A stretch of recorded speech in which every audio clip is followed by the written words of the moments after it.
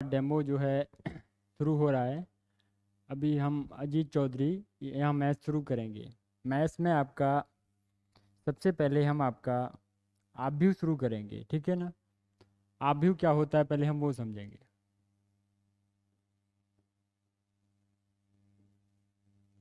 ये आपका 12वीं क्लास में तीसरा चैप्टर है। तो कोई भी सब्जेक्ट अब जब हम पढ़ते हैं मैथ्स में ज़्यादातर होता है कि फॉर्मूले याद करो और पढ़ो, ऐसा नहीं है। मैथ्स में ये चीज़ ज़रूरी है कि हमें ये भी समझना है कि ये हमारे मतलब दैनिक जीवन में कैसे उपयोगी है। तो आव्यूह को हम ऐसे भी समझेंगे कि हमारे दैनिक जीवन में ये कैसे उपयोगी है। जैसे मैं कहूँ कंप्यूटर का एनालिसिस करें या हम अर्थशास्त्र की बात करें, वहाँ भी हमारे लिए बहुत उपयोगी है। लेकिन सामान्य तौर पर हम ये देखेंगे कि हमारे रोज़मर्रा की ज़िंदगी में ये कैसे उपयोगी होता है। बहुत लोगों के साथ रोज़ाना चीज़ें होती हैं, उनको हम नोटिस करते हैं तो देखते हैं आव्यूह का इस्तेमाल कैसे हुआ। सबसे पहले मान लीजिए हमें कोई नोटबुक खरीदनी है।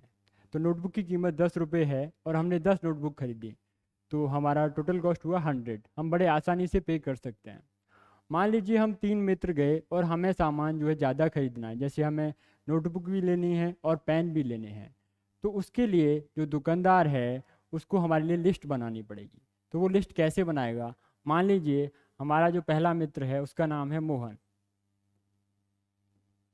और दूसरा हमारा क्या है, श्याम है, और तीसरा है आपका घनश्याम। ये 3 लोग हैं और इन्होंने आपकी पुस्तक खरीदी है और आपका क्या खरीदा है, पेन खरीदे हैं। मान लीजिए इसने 10 पुस्तक खरीदी हैं और 5 पेन। इसने 8 और इसने 2, इसने 6 और इसने 3। तो ये सब हिसाब लगाने के लिए दुकानदार को हमारे लिए एक लिस्ट बनानी पड़ेगी ताकि वो आसानी से हिसाब लगा सके। तो इन्हीं चीज़ों को अगर हम बड़े ब्रैकेट में बंद कर दें तो ये हमारा क्या हो जाएगा, आव्यूह हो जाएगा। ये आव्यूह का अपना एक तरीका होता है। तो आव्यूह में 2 चीज़ें मेन होती हैं। सबसे पहले आव्यूह की जो आकृति है उसमें जो लाइन इस तरीके से लिखी जाएगी, यानी कि आपकी समांतर जो लाइन होगी उसे हम पंक्ति कहते हैं। क्या कहते हैं? पंक्ति। और जो लाइन लंबवत होगी उस लाइन को हम स्तंभ कहते हैं। क्या कहते हैं? स्तंभ। तो हमारी इसमें पंक्तियाँ होती हैं और इसमें हमारे स्तंभ होते हैं। जैसे हम इसी में देख लेते हैं हमारी कितनी पंक्तियाँ हैं। ये पहली पंक्ति हो जाएगी, और ये आपकी दूसरी पंक्ति हो जाएगी, और ये आपकी तीसरी पंक्ति हो जाएगी। इसमें आपकी 3 पंक्तियाँ हैं। और हम स्तंभ की बात करें तो हमारे स्तंभ कितने हैं इसमें, देखिए ये हमारा पहला स्तंभ है और ये आपका दूसरा स्तंभ है। तो इसमें आपके कितने हैं, 2 स्तंभ हैं और 3 पंक्तियाँ हैं। ज़्यादा समझने के लिए हम इनको स्पेसिफिक नाम भी दे सकते हैं। मान लीजिए हम इसको R1 कहें, इसको हम R2 कहें, इसको हम R3 कहें, और जैसे इसको हम C1 कह सकते हैं और इसको क्या कह सकते हैं, हम C2 कह सकते हैं। और ज़्यादा समझने के लिए अभी हमें समझना पड़ेगा कि आव्यूह की कोटि क्या होती है। तो अभी हम आव्यूह की कोटि समझेंगे।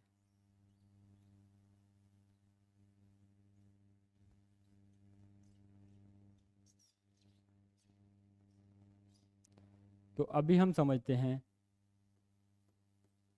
आव्यूह की कोटि।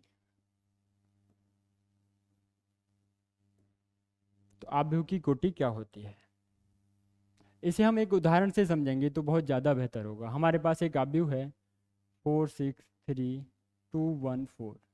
ये आपका एक आव्यूह है और हमें पता करना है इसकी कोटि क्या है। तो कोटि निकालने के लिए हम पहले क्या लिखते हैं, कोटि का सीधा सीधा सिद्धांत है पंक्तियों की संख्या। पंक्तियों की संख्या इनटू स्तंभों की संख्या। स्तंभों की संख्या। तो अभी हम देखेंगे इसमें कितनी पंक्तियां हैं। ये पहली आपकी R1 और ये आपकी R2। तो हमारे पास कितनी पंक्तियां हैं इसमें, 2 हैं। अभी हम स्तंभ देखेंगे, ये आपका C1, ये आपका C2 और ये आपका C3। तो कितने स्तंभ हैं इसमें, 3, और पंक्तियां कितनी है, 2। तो पहले हमने क्या लिखा था, पंक्तियों की संख्या। तो पंक्तियों की संख्या कितनी है हमारे पास, 2, और स्तंभों की संख्या कितनी है, 3। तो ये हमारा जो आव्यूह है वो किसका है, 2/3, यानी आपकी 2 पंक्तियां हैं और 3 स्तंभ हैं। तो ये इसकी कोटि हो जाती है। एक और भी उदाहरण ले सकते हैं हम, 4 6 3 2 1 4 1 3 5। तो अभी इसमें हम क्या देखते हैं, हमारे पास पंक्तियाँ कितनी हैं, ये आपकी पहली है, ये आपकी दूसरी है और ये आपकी तीसरी है। तो कुल मिला के इसमें 3 पंक्तियाँ हैं और स्तंभ भी हमारे पास 3 ही हैं। तो किसका हो जाएगा ये 3/3, यानी पहले हम लिखेंगे पंक्तियों की संख्या, फिर लिखेंगे हम स्तंभों की संख्या। तो यहाँ से हमारा आव्यूह की कोटि क्लियर हो जाती है। इसके बाद हम समझेंगे आव्यूह के प्रकार।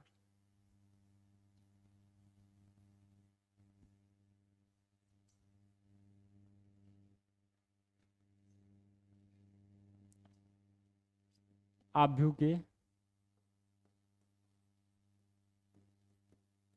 आव्यूहों के प्रकार। तो आव्यूह के प्रकार में सबसे पहला जो प्रकार होता है वो होता है आपका पंक्ति आव्यूह। क्या होता है, पंक्ति आव्यूह। तो नाम से ही क्लियर है, केवल किसका जिक्र किया गया है, पंक्ति का किया गया है। तो इसमें स्पष्ट है कि हमारी पंक्ति एक ही होगी, स्तंभ एक से ज़्यादा हो सकते हैं, तो उसे हम क्या कहते हैं, पंक्ति आव्यूह कहते हैं। अभी एक उदाहरण लेते हैं, हमारे पास है 2 और 4। देखिए कितनी पंक्ति हैं, पंक्ति एक है लेकिन स्तंभ 2 हैं, तो इसका क्रम क्या हो जाएगा 1/2। आपका पंक्ति एक है और स्तंभ 2 हैं। और भी हो सकता है 3 5 और 9। इसमें आपकी पंक्ति कितनी है, एक है लेकिन स्तंभ कितने 3, तो क्या क्रम हो जाएगा 1/3। तो यहाँ से एक लाइन बनती है कि पंक्ति आव्यूह की जो कोटि है वो क्या होगी। तो इसकी जो कोटि है वो आपकी हो जाएगी 1/n, यानी कि आपकी पंक्ति एक ही रहने वाली है लेकिन स्तंभ n हो सकते हैं। यानी यहाँ देखिए 2 हैं, यहाँ 3 हैं, और भी ज़्यादा हो सकते हैं। जैसे मान लीजिए हमने लिया 4 6 3 2, तो अभी देखिएगा हमारी पंक्ति तो एक है लेकिन स्तंभ कितने हैं 4। तो मैं एक बार से फिर से क्लियर कर दूं कि हमारा पंक्ति आव्यूह क्या होगा, जिसमें सिर्फ पंक्ति एक होगी और स्तंभ एक से अधिक हो सकते हैं, तो उसे हम क्या कहते हैं, पंक्ति आव्यूह कहते हैं। तो ये आपका पंक्ति आव्यूह क्लियर हुआ। इसके बाद हम सेकेंड टाइप पढ़ते हैं।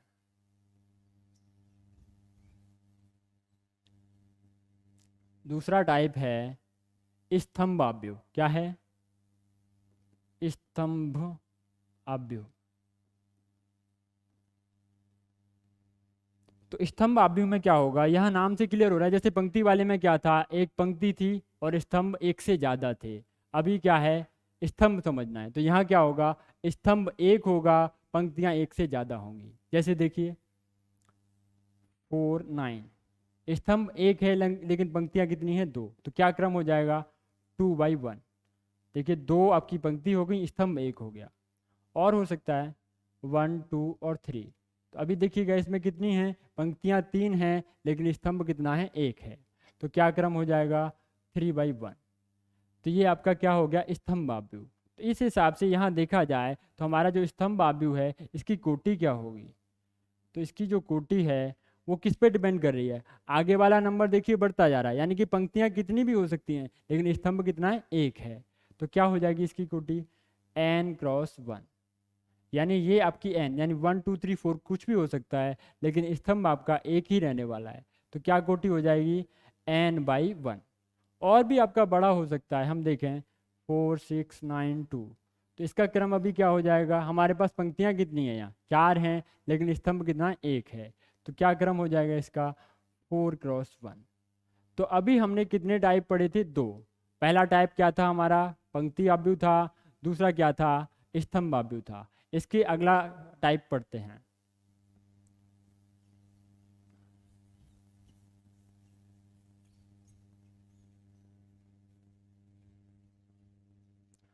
अगला टाइप होगा हमारा वर्ग आव्यूह।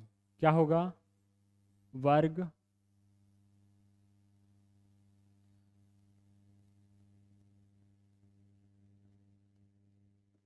वर्ग आव्यूह। तो वर्ग आव्यूह में क्या होगा, एक ऐसा आव्यूह जिसमें पंक्ति तथा स्तंभ दोनों की संख्या बराबर हो, उसे हम क्या कहते हैं, वर्ग आव्यूह कहते हैं। जैसे देखिए 4 6 2 9। तो क्या क्रम है इसका? 2/2, यानी इसमें पंक्तियां भी 2 हैं और स्तंभ भी 2 हैं, तो इसे हम क्या कहेंगे? वर्ग आव्यूह।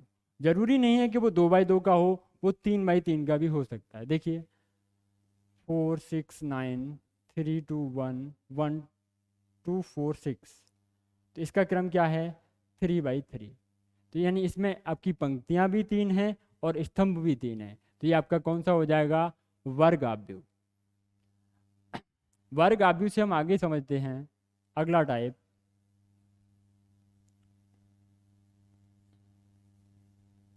विकर्ण आव्यूह। विकर्ण आव्यूह, तो विकर्ण आव्यूह में नाम से ही क्लियर हो रहा है कि विकर्ण के बारे में कुछ विशेष बात होगी, अन्य जगह नहीं होगी, लेकिन विकर्ण के बारे में विशेष बात होगी। तो विकर्ण क्या होता है मैं थोड़ा सा यहाँ बता देता हूँ। मान लीजिए ये हमारा कोई चतुर्भुज है, तो इस तरीके से जो लाइन होती है वो विकर्ण होती है, या फिर इस तरीके से जो लाइन होती है वो विकर्ण होती है। तो जहाँ विकर्ण होगा वहाँ तो आपके अवयव 1 2 3 1 से लेकर 9 तक होंगे, और अन्य सभी अवयव आपके क्या होंगे? शून्य होंगे। तो उसे क्या कहते हैं हम लोग? विकर्ण आव्यूह कहते हैं। जैसे देखिए 4 0 0 9, देखिए यहाँ तो आपके अवयव होंगे, लेकिन शेष सब क्या होंगे? 0। जरूरी नहीं कि वो 2/2 का हो, वो 3/3 का भी हो सकता है। 4 0 0 0 6 0 0 0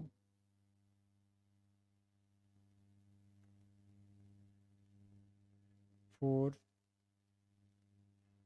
4 0 0 0 6 0 0 0 9, ये आपका 3/3 का हो सकता है। इसमें विशेष बात ये है कि अगर कोई वर्ग आव्यूह है तभी विकर्ण आव्यूह हो सकता है, सामान्य आव्यूह को हम विकर्ण आव्यूह नहीं कह सकते। और उसकी एक कंडीशन भी है कि उसमें आपका विकर्ण की जगह अवयव होंगे, बाकी शेष जगह क्या होंगी? 0 होंगी। तो उसी को हम क्या कहते हैं? विकर्ण आव्यूह कहते हैं।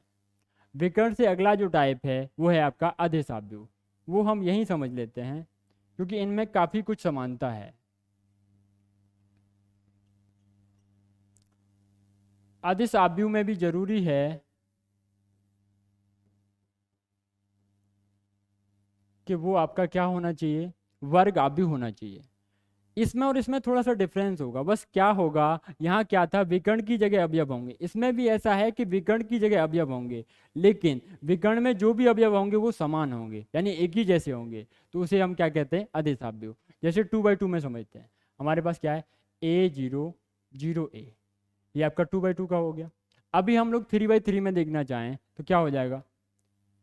A0 0 0 A0 0 0 A, ये आपका 3/3 का हो गया, ये आपका 2/2 का हो गया। दोनों में क्या अंतर है? इसमें क्या है, ये अवयव एक समान हो या ना हो ऐसी जरूरी नहीं है, लेकिन अदिश आव्यूह में आपका जरूरी है कि ये दोनों या ये तीनों एक जैसे होंगे। तो वो कैसा होगा? आपका अदिश आव्यूह होगा। तो यहाँ हम एक लाइन भी कह सकते हैं कि ये वर्ग आव्यूह भी है और विकर्ण आव्यूह भी है, लेकिन इसके लिए क्या कह सकते हैं हम? ये विकर्ण है, वर्ग है, लेकिन अदिश आव्यूह नहीं है। तो इन तीनों में यही समानताएं थी। इसके बाद अगर हम एक और लास्ट बचता है उसे भी समझते हैं। सबसे जो लास्ट है वो है हमारा इकाई आव्यूह। क्या है? इकाई आव्यूह। उसका दूसरा नाम भी होता है तत्समक आव्यूह।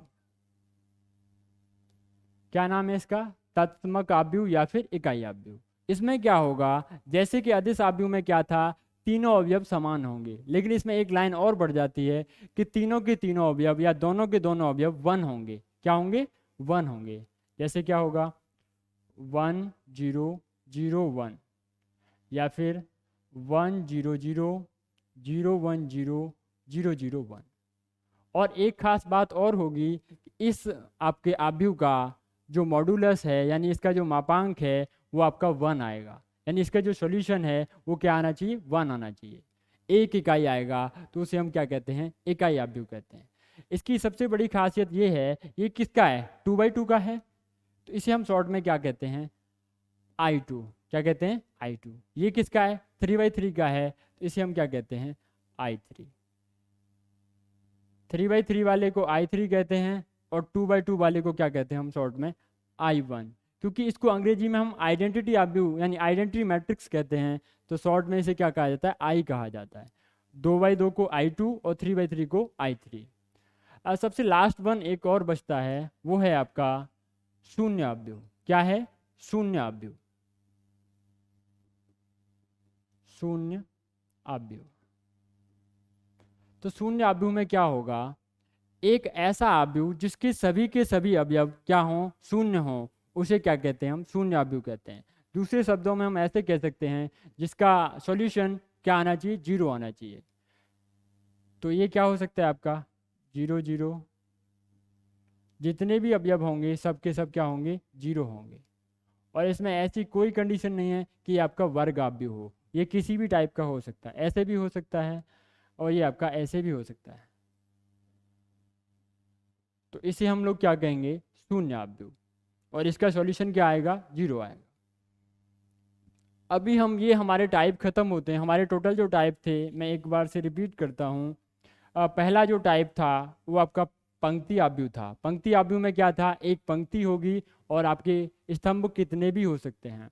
दूसरा आपका स्तंभ अवयव था, जिसमें आपका एक स्तंभ होगा और आपकी पंक्तियाँ कितनी भी हो सकती हैं। उसके बाद आपका वर्ग अवयव था, जिसमें आपकी पंक्तियाँ तथा स्तंभों की संख्या समान थी। और उससे आगे आपका विकर्ण अवयव था। उसमें क्या था कि जहाँ विकर्ण होगा वहाँ तो आपके अवयव होंगे, बाकी शेष क्या होंगे, 0 होंगे। और उसके लास्ट में था अदिश अवयव, जिसमें आपके तीनों अवयव यानी जो विकर्ण के अवयव हैं वो सभी समान होंगे। तो वो आपका कौन सा होता था, अदिश अवयव। और उसके आगे था आपका इकाई अवयव, जिसमें विकर्ण के सभी अवयव 1 थे यानी 1 थे, तो वो क्या था आपका इकाई अवयव। अब यहाँ एक लाइन और समझते हैं हम, अवयवों में समानता। क्या समझते हैं, अवयवों में समानता। तो अवयवों में समानता क्या होती है, तो समानता के लिए ये चीज़ जरूरी है कि हमारे पास 2 अवयव होना आवश्यक है। एक अवयव में कभी समानता नहीं दर्शाई जा सकती। तो हमारे पास एक अवयव है A और दूसरा है B। इनमें हमें क्या दर्शाना है, समानता दर्शानी है। मान लीजिए एक ही वैल्यू है हमारे पास 4 6 3 2, तो B की वैल्यू भी इतनी है 4 6 3 2। समानता के लिए 2 चीज़ें आवश्यक हैं। पहली क्या है, दोनों की कोटि समान होनी चाहिए। क्या होना चाहिए, दोनों की कोटि समान। देखो ये भी 2/2 का है और ये भी 2/2 का है। दूसरी लाइन क्या थी कि दोनों के संगत अवयव समान होने चाहिए। संगत अवयव का मतलब होता है इसका ये वाला अवयव तो इसका भी ये वाला अवयव, इसका ये वाला तो इसका भी ये वाला, और इसका ये वाला अवयव तो इसका भी ये वाला अवयव, और इसका ये तो इसका भी ये देखिए आपस में ये 2 है, ये भी 2 है, ये 3 है, ये भी 3 है, ये 4 है, ये भी 4 है, और ये 6 है, ये भी 6 है। तो ये कैसे होंगे आपके दोनों अवयव, कैसे होंगे, समान, क्योंकि इनके संगत अवयव कैसे हैं, समान। संगत के लिए हम एक तरीके से और भी समझ सकते हैं। अगर हम इन अवयवों को नाम दे दें तो हम और आसानी से समझ सकते हैं। जैसे मैं इसको नाम देना चाहूँगा, नाम कैसे देते हैं हम, स्मॉल a और 1 1। स्मॉल a है और ये 1 है और ये भी 1 है। इसका क्या मतलब है, पहले 1 का मतलब पंक्ति को दर्शाता है, दूसरे 1 का मतलब स्तंभ को दर्शाता है। यानी इसकी पहली पंक्ति है और पहला ही स्तंभ है। इसका क्या क्रम होगा, A1 2, यानी देखिए पहली पंक्ति और दूसरा स्तंभ। उसी हिसाब से इसका क्या क्रम होगा, A2 1, यानी ये आपकी दूसरी पंक्ति है और ये कौन सा है, ये पहला स्तंभ है। इस हिसाब से इसका क्या होगा, A22, दूसरा स्तंभ, दूसरी पंक्ति और दूसरा स्तंभ। इस तरीके से इनके नाम होंगे। तो इसका जो A11 है 4 है, तो इसका भी A11 4 ही है। इसका A12 6 है, तो इसका A12 भी 6 है। इसका A21 3 है, तो इसका भी A21 3 है। उसी हिसाब से इसका जो A22 है वो 2 है, इसका भी A22 कितना है, 2 है। तो इनकी सभी संगत अवयव समान हैं और इनकी कोटि भी समान है। तो ये कैसे होंगे, दोनों अवयव कैसे होंगे, समान होंगे। इससे संबंधित एक छोटा सा सवाल समझते हैं। क्वेश्चन में कहा गया है कि A और B जो है समान है, यानी दिया गया है A और B कैसे हैं, बराबर। बराबर देने का तात्पर्य क्या होता है, समान ही होता है। यदि समान है तो उनको A और A बराबर B कहा जा सकता है। अब हमें ए की वैल्यू दे रखी है 4, 6 एक्स और वाई, और उधर बी की जो वैल्यू है वो दे रखी है हमें 4, 6, 9 और 8, ये वैल्यू दे रखी है। और हमसे कहा गया है कि दोनों आव्यूह हमारे समान हैं और हमें एक्स और वाई का मान ज्ञात करना है। क्या ज्ञात करना है? एक्स कॉमा वाई का मान ज्ञात करो यदि ए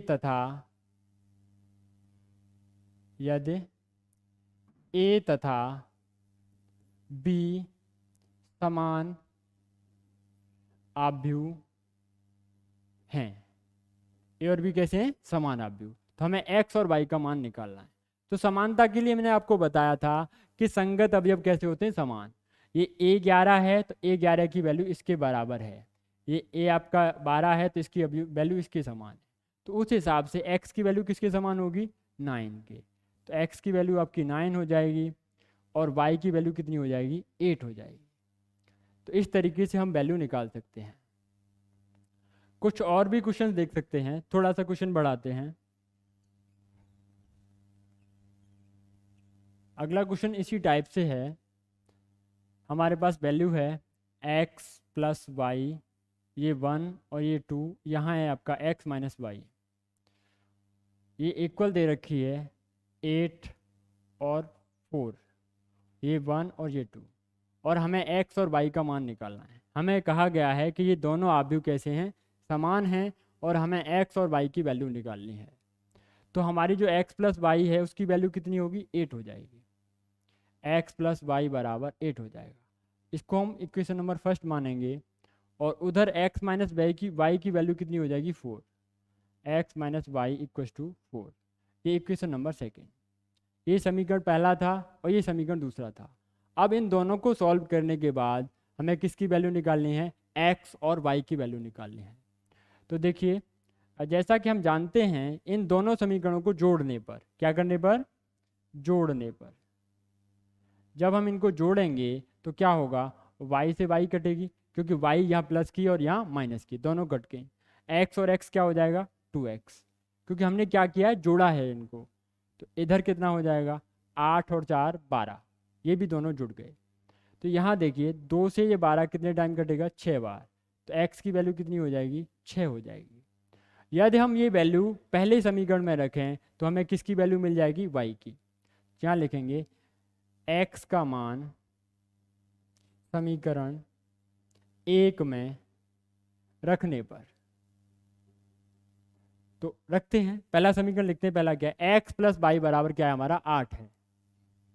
x प्लस वाई बराबर 8, और x की वैल्यू अपने पास कितनी है? 6 है। तो 6 लगाइए, 6 प्लस वाई इक्व टू 8। तो यहाँ से हम y की वैल्यू निकालेंगे, 6 उधर पहुँच जाएगा, तो y की वैल्यू कितनी हो जाएगी? 2। तो हमें y की भी वैल्यू मिल चुकी है